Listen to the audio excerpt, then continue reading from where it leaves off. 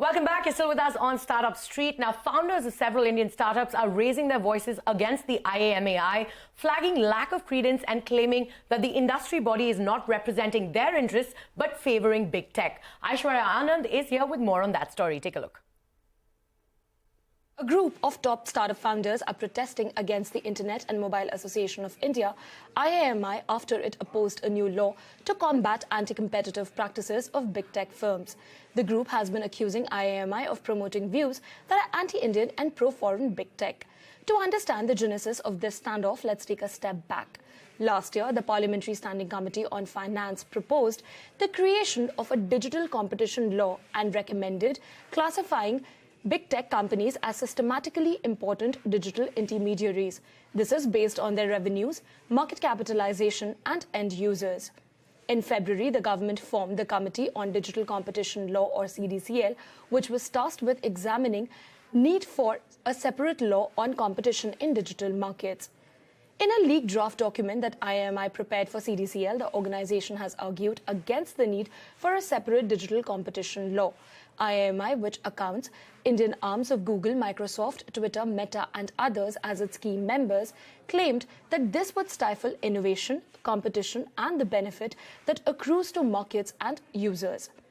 IAMAI is currently being chaired by Google India and Meta-owned WhatsApp.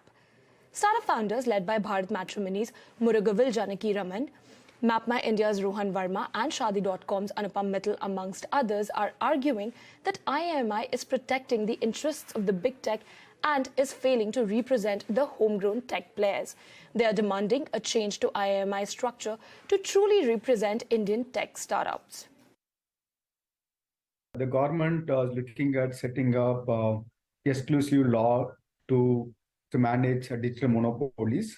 So some of the startups use that we should have an exclusive law to control or to manage these big techs.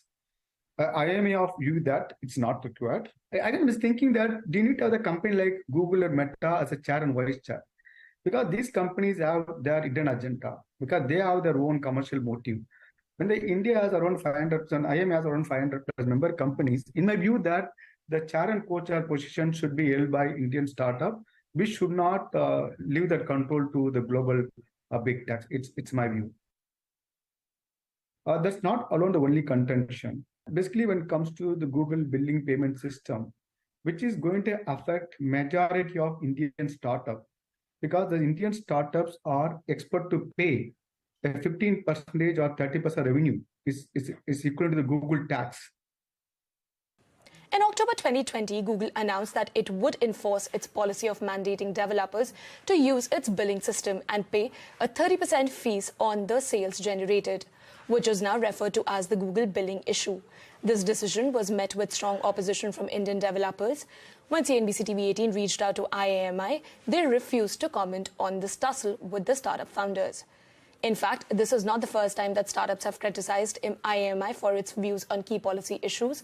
Earlier this year, a number of online gaming companies that are also members of IAMAI had written to METI opposing the industry body's submission on draft online gaming rules, stating that the scoping of rules was done poorly and some aspects needed a major relook. In 2017, a group of tech startups led by Sachin Bansal's Flipkart and Bhavish Agarwal's Ola formed a new organization, indiatech.org, to lobby for Indian startups. Aishwarya, thanks very much for taking us through that story. Now moving on, India's B2B